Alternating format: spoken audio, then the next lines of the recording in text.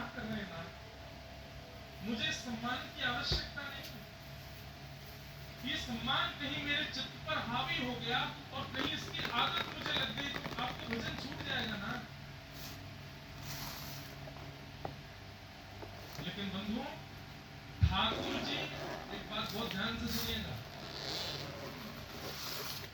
आपके जीवन में विपरीत परिस्थिति आती है तो आप क्या कहते हैं? ठाकुर जी परीक्षा ले रहे हैं। अनुकूल परिस्थिति जब आती है, उस अनुकूलता में जब आप भूल जाते हो, वो है परीक्षा। जो चाहा था वो मिल गया, जैसा घर चाहते थे बन गया, जैसी पत्नी चाहते थे मिल गई, जैसा व्यापार चाहते थे हो गया। और इन सब चाहने वाली वस्तुओं के आने के बाद जब आप भूल जाते हो तो आप ठाकुर जी की परीक्षा में हार गए।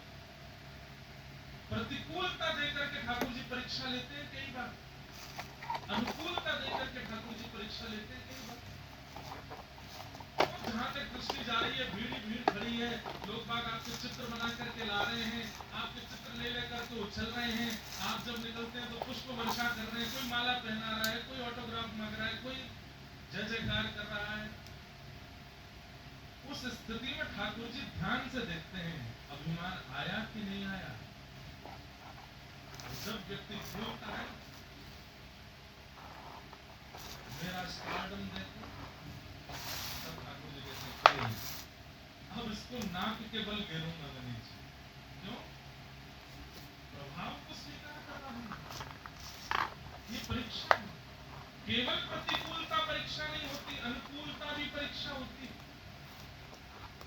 अरे 4 दिन पढ़ना पड़ता है मुझको तो 4 महीने का सिलेबस ऐसे याद हो जाता है। कई बच्चे ऐसे होते हैं, मैंने खुद देखा, मैं अपनी आप बीती बता रहा हूँ।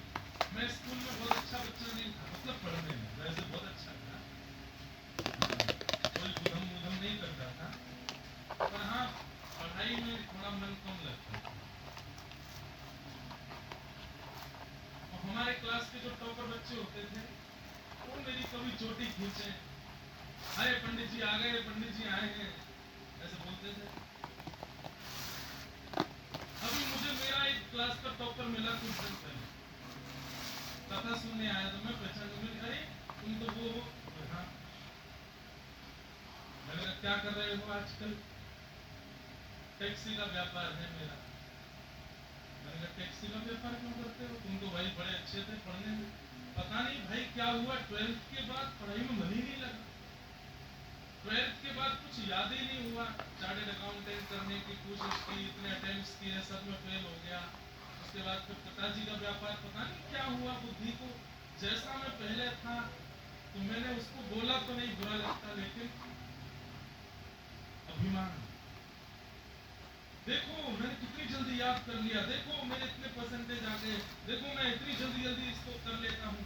और फिर उसके बाद आपके पास योग्यता है तो अच्छा है, लेकिन जिसके पास नहीं है उसकी अवहेलना करना।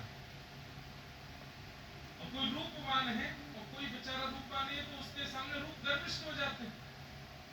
हमारी आंखें देखो, हमारे नाक देखो, हमारा मुंह देखो, हमारे बाल देखो। याद रखना, जिस दिन ठाकुर जी की इच्छा हो गई कुछ भी अच्छा नहीं दिखेगा। ना बुद्धि काम करेगी, ना वाणी काम करेगी, ना रूप काम करेगा, ना शरीर काम करेगा। इसलिए हर परिस्थिति में उन्हें प्रणाम करते चलो, धन्यवाद करते चलो। सुख में भूलो मती, ध्यान रखना, सुख में भूलो मती, दुख में भूलो मती, प्राण जाए मगर नाम भूलो मती, मुरली वाले को मन से रिझाते चलो, कृष्ण गोविंद गोपाल। हर सिचुएशन को उनका प्रसाद मानकर के स्वीकार, अच्छी है तो भी, बुरी है तो भी। तो माधव दास जी, उनको इतना सम्मान मिलने लग गया था, महाप्रभु जगन्नाथ बोले अच्छा है और अच्छा है। अभी तो तुम देखना जगन्नाथपुरी के अलावा जहां जाओगे वहां तुम्हारा सम्मान हो। सब लोग इधर देखो। तो माधव दास जी ने क्या विचार किया,